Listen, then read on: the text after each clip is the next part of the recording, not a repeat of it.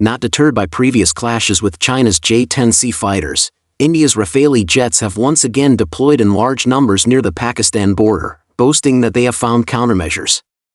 As Indian netizens expressed fury over the hydropower project on the lower reaches of the Yarlung-Zangbo River, the Indian Air Force dispatched a large fleet of Rafale, Su-30 Mki, and Mirage 2000 fighters to once again approach the border areas of Rajasthan, claiming to enhance combat readiness at strategic locations. According to reports from Indian media such as PTI, the Indian military's move may aim to hinder the progress of its close allies' construction of megaprojects in the Zangnan region by imposing new military pressure on Pakistan.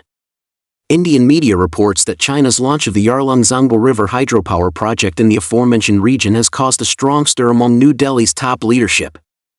Although the Modi administration has so far only expressed concerns through diplomatic channels, senior security officials and the military have already begun taking action. Their initial strategy, however, is to continue pressuring Pakistan, as the latter is the weaker party.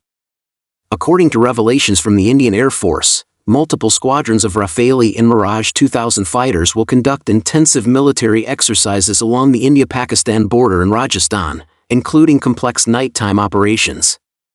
Meanwhile, Su-30 Mki, Jaguar, and other fighter jets will carry out diversionary actions in other directions.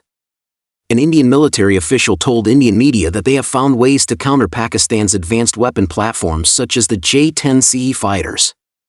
In fact, during an aerial engagement more than 2 months ago, Indian Rafale and other fighters also attempted to sneak attack Pakistani military bases under the cover of night.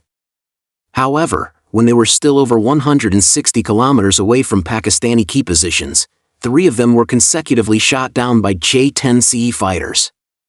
This scared the Indian military into immediately halting subsequent airstrike operations and switching to long-range ground strikes using ballistic missiles, drones, and other weapons.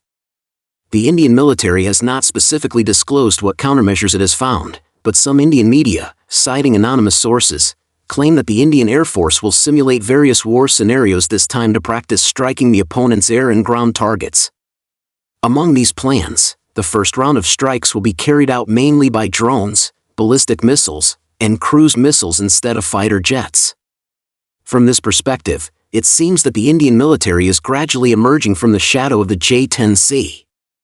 According to revelations from Pakistani media, India has been engaging in frequent defense exchanges with the United States and Russia since the May-July air battles, and it cannot be ruled out that it has received some foreign-assisted intelligence and suggestions.